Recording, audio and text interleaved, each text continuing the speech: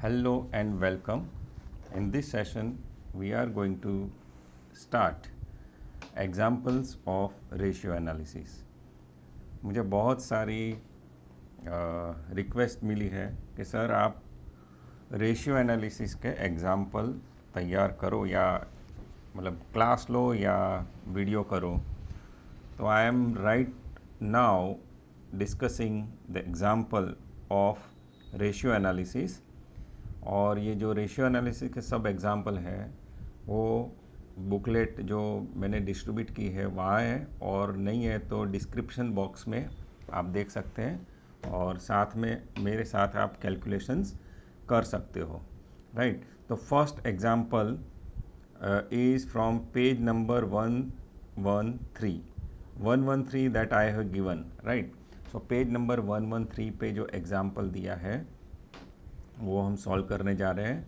अगर आपने video number 1 and video number 2 नहीं देखा है तो देख लेना, जहाँ बेसिक डेफिनेशंस एंड जो फार्मूला है, राइट, वो फार्मूला दी गई है. तो आप वो फार्मूला ध्यान में रख के हम ये एग्जाम्पल गिनते हैं. So let's start example of ABC Limited. Right. From the following information given below, calculate working capital. Working capital is nothing but current assets minus current liability. Capital employed, current ratio, acid test ratio and debt equity ratio. इतने 5 ये information है. बाकी का ratio हमको find करना है. And देखो अभी जो नए एग्जाम्पल आएंगे वो वर्टिकल फॉर्मेट में और ऐसे फॉर्मेट में ही आएंगे. जो ये लिखा है वैसे ही फॉर्मेट में आएगा. मतलब आपको भी अगर बैलेंस शीट बनाना बोलते हैं तो बैलेंस शीट ऐसे ही बनाना है. ये जो हॉरिजॉन्टल बैलेंस शीट है वो बनाना नहीं है, otherwise you will get 0 marks, because वो हॉरिजॉन्टल अभी अप्लाइड ही नहीं है, तो you can not prepare. Right. तो एग्ज़ाम में ध्यान रखना, अगर आपको बैलेंस शीट बनाना बोले फ्रॉम द रेशियोज़, तो ये जो एग्जाम्पल है वो याद रख के जो फॉर्मेट यहाँ दिया गया है वो फॉर्मेट आप लिख सकते हो. तो ये फॉर्मेट याद भी रखना है. Equity and liabilities and asset side होता है shareholders fund, share application, money pending allotment, non current liability and current liability. इसमें non current assets and current assets, and current assets में भी बाइफर्केशंस होता है. इतना ध्यान रखना है. तो ये आपको ये बैलेंस शीट पता हो कैसे बनानी है फ्रॉम रेशियोज़. तो इसके लिए ये पहला एग्जाम्पल मैंने लिया है. तो क्या क्या इन्फॉर्मेशन दी है, शेयर कैपिटल दिया है, रिजर्व एंड सरप्लस दिया है, लॉन्ग टर्म बोरोइंग्स दिया है. राइट. तो इसमें 15% डिबेंचर्स दिया है, शॉर्ट टर्म बोरोइंग्स, एंड ये करंट लाइबिलिटी दी है. Right. So everything is given.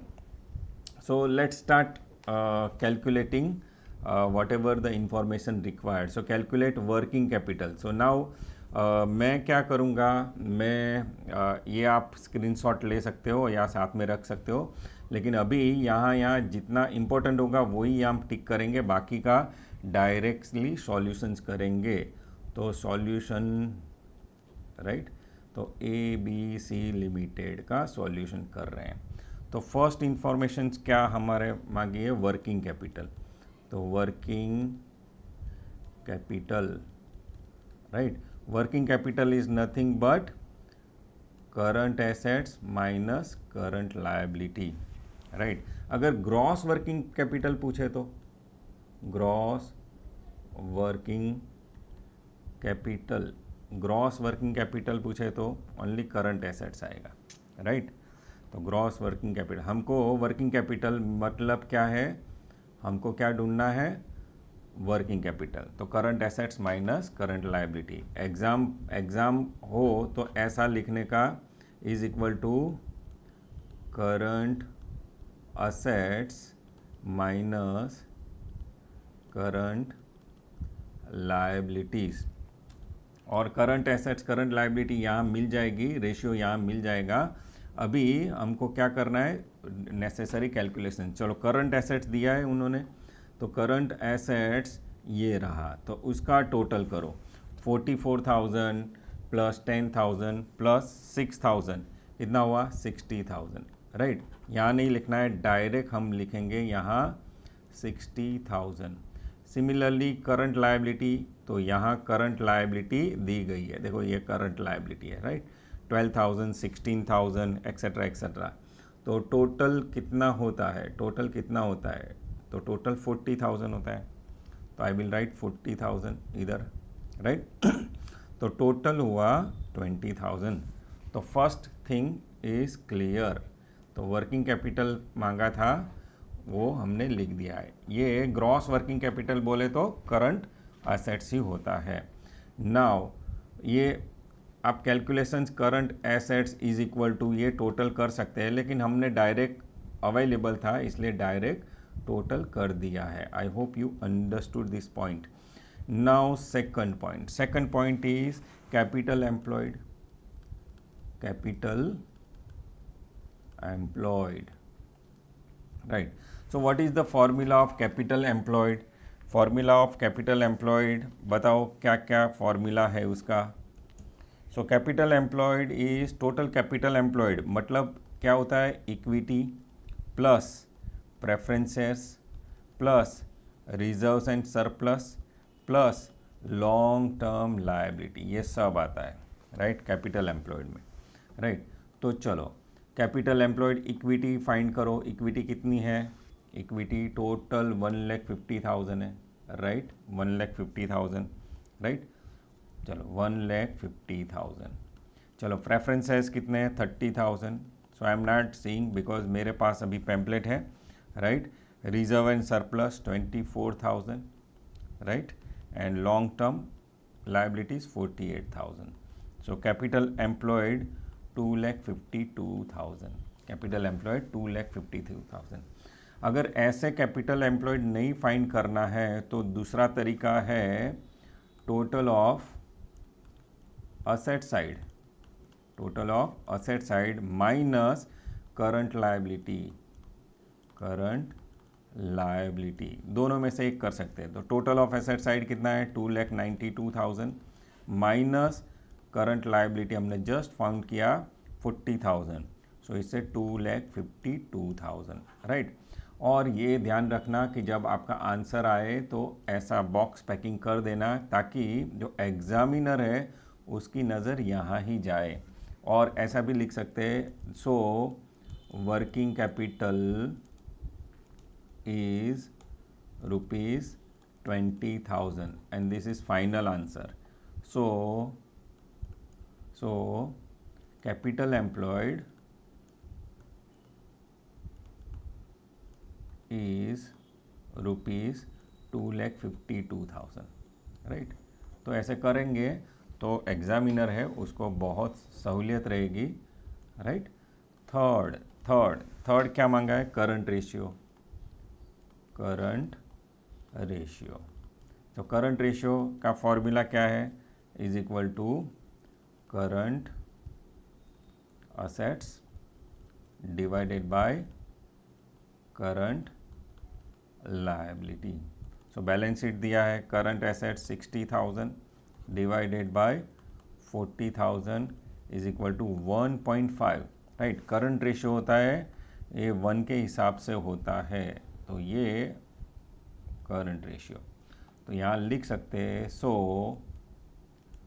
Current ratio is 1.5:1, right. चलो नेक्स्ट फोर्थ पॉइंट, अभी ये इजी एग्जांपल है, right.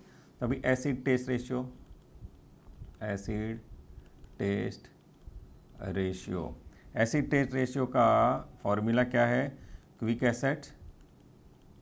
Assets divided by current liability, current liability. चलो क्विक एसेट्स, तो क्विक एसेट्स का दूसरा फॉर्म है current asset minus stock, right. Stock मतलब इन्वेंट्री, राइट। इन्वेंट्री इसमें से क्या करना है, माइनस करना है इन्वेंट्री।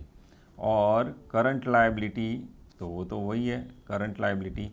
तो करंट एसेट्स कितना है हमारे पास 60,000, इसमें इन्वेंट्री कितनी है 44,000 डिवाइडेड बाय करंट लायबिलिटी हमारा कितना हुआ 40,000 ही है, राइट। तो ये हुआ 16,000 divided by 40,000 is equal to acid test ratio is 0.4:1। Acid test ratio मतलब अभी का अभी आपको देना है कुछ अमाउंट आपका क्रेडिटर को, तो कितना पैसा आपके पास है। सो क्विक रेशियो इज 0.4:1। तो ऐसा कुछ लिख सकते हैं ताकि आपको वो हो सके, right. Fifth, debt equity ratio. Debt equity ratio, right.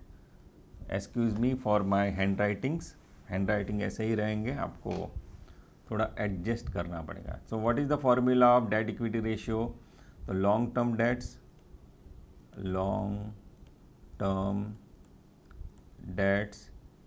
Divided by shareholders fund. चलो लॉन्ग टर्म डेट्स कितना है? लॉन्ग टर्म डेट्स, चलो आगे मैं ये दिखा देता हूँ। Long term dates means non current liability, ये 48,000 है। एंड शेयर होल्डर्स फंड कितना है? शेयर होल्डर्स फंड, चलो शेयर होल्डर्स फंड, चलो वो कैलकुलेट करेंगे। पहले ये लिख देता हूँ, long term dates 48,000, right.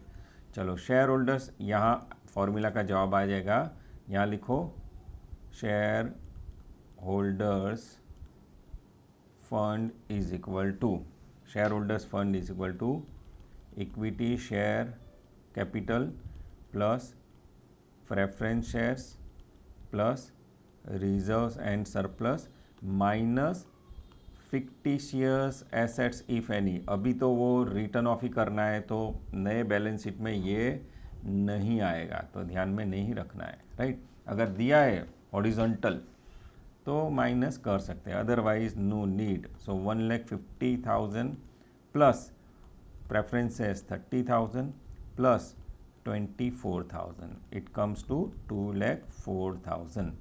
So 2,04,000 is equal to 0.24:1. So debt equity ratio is 0.2:1. So debt equity ratio is equal to 0.24, right? Okay, so example number 1 is over. I hope that you understood it properly, right?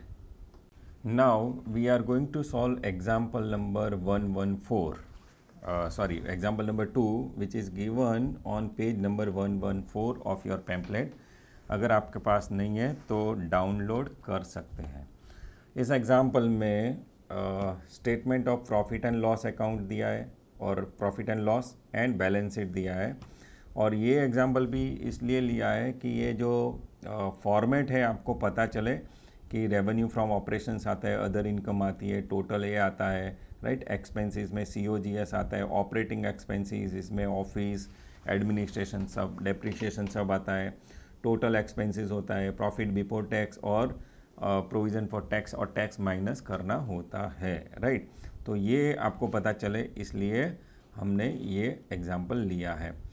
And then balance sheet is given of 31 March 2016 की, और balance sheet you know, right. तो generally ये quickly आपको go through करना पड़ेगा कि क्या क्या इन्फॉर्मेशन दिया है, राइट। तो plant and machinery etcetera etcetera, and current assets दिया है, इतना करंट एसेट्स है, राइट।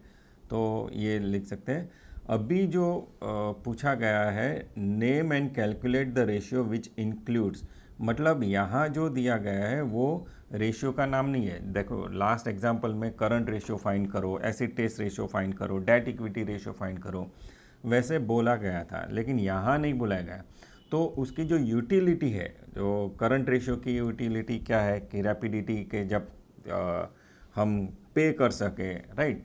तो उसकी यूटिलिटी के हिसाब से हमको आइडेंटिफाई करना है, यूटिलिटी के हिसाब से आइडेंटिफाई करना है, राइट। तो name and calculate the ratio which includes the rapidity which account receivable are collected. Rapidity of accounting receivable मतलब कौन सा रेशियो फाइंड करना है वो भी नहीं पता है, मतलब नहीं बताया, तो हमको ये कर देना पड़ेगा।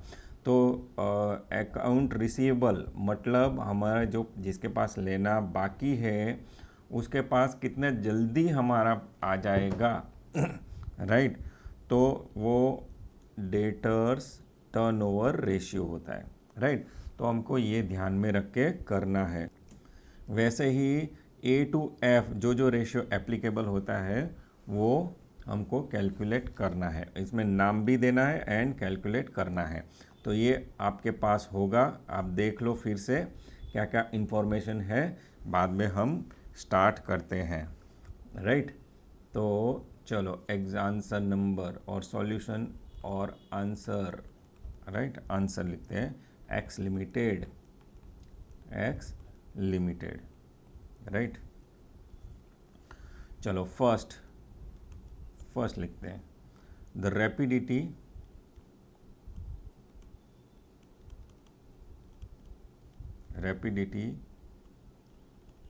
with which accounts receivable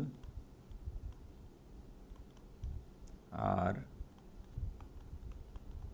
collected right. तो नेम है क्या है, रैपिडिटी कितना अकाउंट रिसीवेबल हमको जो पैसा लेना है कितना जल्दी वो कवर होगा, तो उसको डेटर्स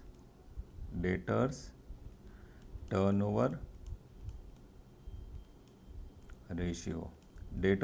रेशियो फाइंड करना है। और डेटर्स टर्नओवर रेशियो का फॉर्मूला क्या है, क्रेडिट सेल्स, अगर क्रेडिट नहीं पता है तो total sales divided by average debtors plus average bills receivable right. चलो क्रेडिट सेल्स, तो सेल्स दिया है कि नहीं दिया है, क्रेडिट सेल्स नहीं दिया है तो ये सेल्स क्या ले लेंगे हम, क्रेडिट सेल ही ले लेंगे। तो 3 lakh divided by average debtors, अगर एवरेज डेटर्स कहाँ है, सनरे क्रेडिटर्स है, ये ट्रेड डेटर्स 60,000 है, बिल्स रिसीवेबल है नहीं राइट, तो एवरेज वो निकलेगा नहीं राइट। तो कितना लिखेंगे 60,000 प्लस 0 लिखेंगे, क्योंकि हमारे पास इंफॉर्मेशन है नहीं, ओपनिंग डेटर्स दिए नहीं तो एवरेज हम कर नहीं सकते right. So 3 lakh divided by 60,000 is equal to 5 times right. तो 5 टाइम्स हमारा रैपिडिटी आ जाएगा राइट। तो ये 5 times okay. And suppose write down, suppose debtors turnover ratio needs to find out in days में फाइंड करना है राइट। तो उसकी फॉर्मूला है इज इक्वल टू 365 या 366, मतलब जनरली 365 लिखते हैं एंड 5 टाइम्स और डेटर्स टर्नओवर रेशियो, मतलब ये डेटर्स टर्नओवर रेशियो कर देना है इंटू 73 डेज, मतलब हमने एक बार बेचा तो 73 डेज के बाद हमारा पैसा आएगा। आई hope you understood first thing. Write down second.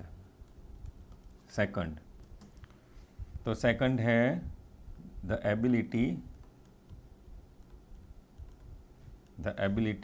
Of the company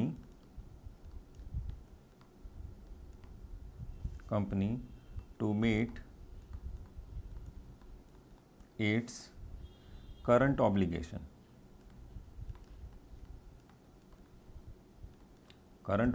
मतलब जो पे करना है हमको राइट, वो एबिलिटी हमारी क्या है, कितनी एबिलिटी है हमारे, तो वो शो करता है करंट रेशियो। तो नाम है current ratio and formula for current ratio you know better, current assets divided by current liabilities। तो करंट एसेट्स टोटल करो, करंट एसेट्स का कितना होता है, तो inventory debtors and cash on hand, उसका टोटल कर सकते हो। तो ये क्या करते हैं, ये उसका आंसर यहाँ मिलेगा और एक लाइन छोड़ के right down current assets is equal to inventory plus debtors plus cash on hand is equal to 80,000 plus 60,000 plus 30,000 is equal to 1,70,000 and current liability is equal to क्या है देखो, creditors plus tax liability plus outstanding expenses is equal to 87,000 plus 8,000 plus 5,000 is equal to 1 lakh। Okay, तो done. तो current assets क्या है 1,70,000 and current liability 1 lakh। सो 1.7:1। तो ये answer ऐसे लिख देना होता है, राइट, ऊपर भी लिखा हुआ है। सो करंट रेशियो इज 1.7:1, राइट। ये आंसर ऐसे लिख देना या ऐसा हाईलाइट कर देना, राइट, ताकि एग्जामिनर है उसको तुरंत पता चले। Now next third point, right. Third point क्या है, let me see. The ability of company आ गया, what profitability on capital invested has been attained, right, write down what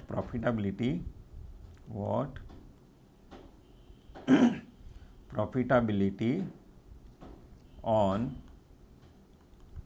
capital invested has been attained, मेरे साथ साथ लिखना। तो उसका फॉर्मूला है, ये है return on net worth, return on net worth, return on net worth. चलो रिटर्न ऑन नेटवर्थ, नेटवर्थ का चलो एक मैं समझा देता हूँ यहाँ साइड में ताकि आपको पता चले। नेटवर्थ हो फॉर इक्विटी शेयर होल्डर, तो क्या करना है, share capital plus reserves and surplus minus fictitious assets net worth में। अगर कैपिटल एम्प्लॉयड है, राइट, तो वो आपको पता है कैपिटल एम्प्लॉयड में equity plus preference plus long term liability, right, तो ये आपको पता है। तो ये ध्यान में रखना है, कैपिटल एम्प्लॉयड हो तो अलग वस्तु है और नेटवर्थ हो तो अलग चीज़ है, राइट। तो रिटर्न ऑन नेटवर्थ, तो उसका फॉर्मूला है profit after tax divided by net worth. Net worth किसका होता है, शेयर होल्डर्स का ही होता है, इंटू 100 परसेंटेज में आएगा। तो प्रॉफिट आफ्टर टैक्स ऑलरेडी दिया है 10,000, देखो प्रॉफिट आफ्टर टैक्स 10,000 दिया है, डिवाइडेड बाय नेटवर्थ। तो राइट डाउन नेटवर्थ, चलो नेटवर्थ फाइंड करते हैं।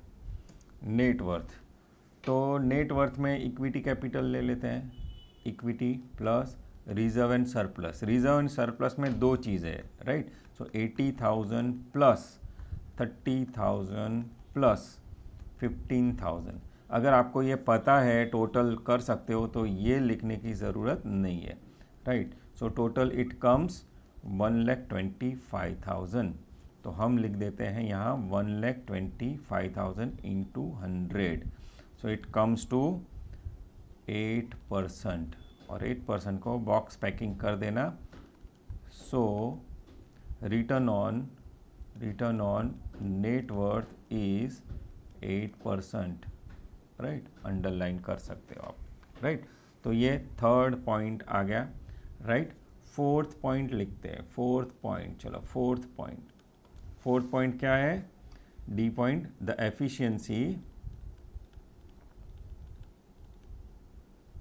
the efficiency with which funds represented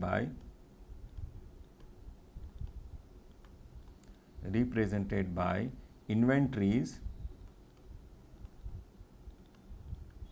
are being utilized and managed.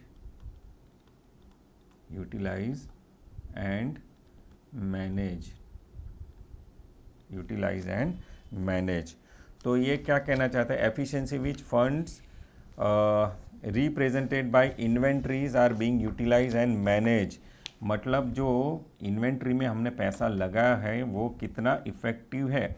तो इन्वेंट्री टर्नओवर रेशियो से ये पता चलता है। तो हमको क्या फाइंड करना है, inventory turnover ratio, right, inventory turnover ratio. तो what is the formula for inventory turnover ratio, cost of goods sold, इसको हम बोलते हैं COGS, divided by average inventory और average stock, right.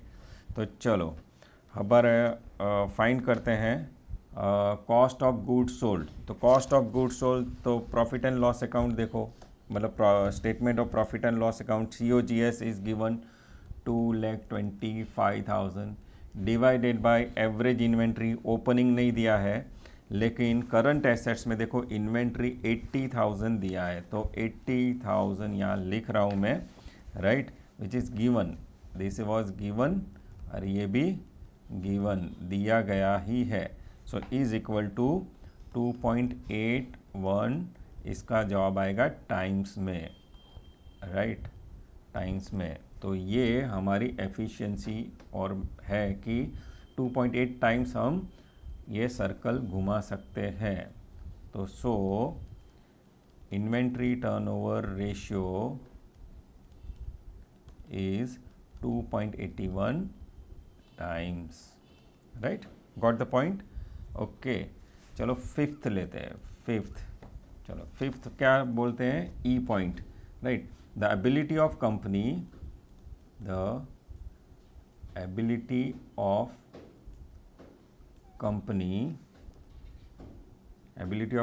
To meet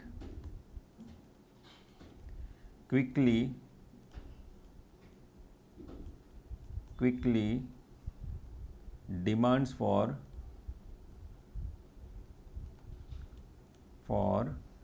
payment of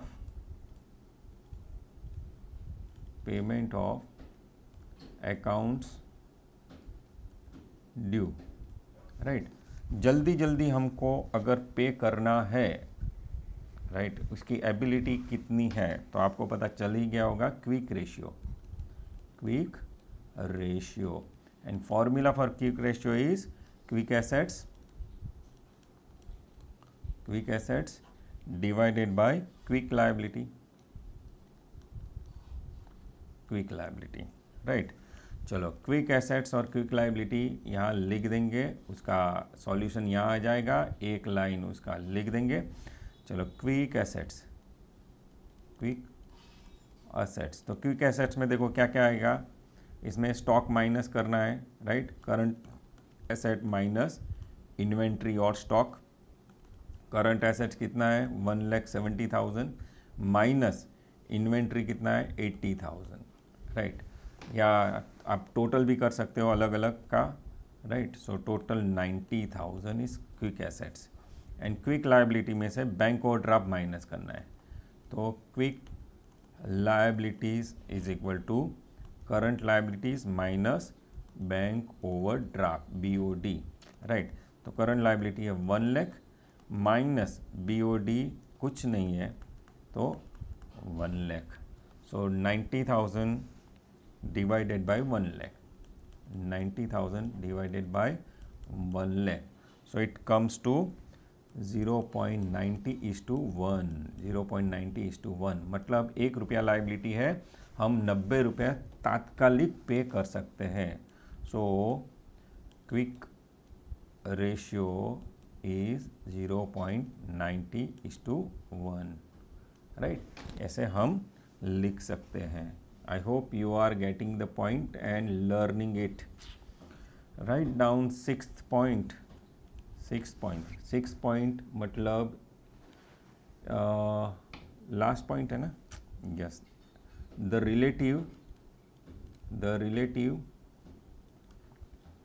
importance of proprietorship and liabilities at source of fund. So the relative importance of proprietorship and liabilities as source of fund we can find out through debt equity ratio. Write down debt equity ratio. The name debt equity ratio will solve our problem. So this is debt divided by equity into 100 नहीं आएगा, sorry.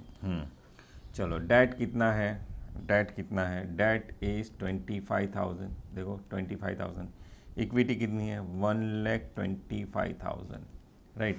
So 25,000 1,25,000 divided by 1,25,000 is equal to 0.2 और is to 1, 0.2 is to 1. So you can write, so debt equity ratio is 0.2 is to 1, right?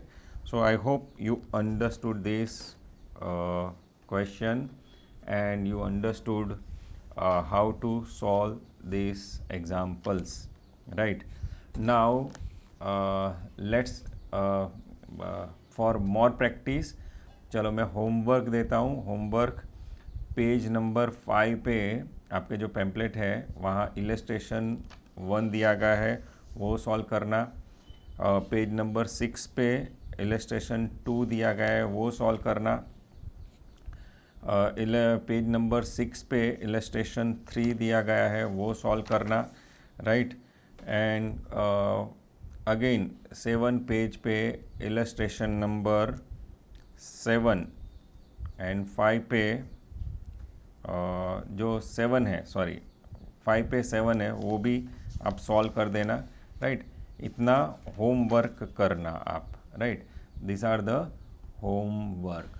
तो आप करके देखो क्या क्या आपको दिक्कत आती है, ओके। सो बाकी के जो एग्जाम्पल है वो नेक्स्ट वीडियो में हो जाएंगे। So thank you very much for attending this session.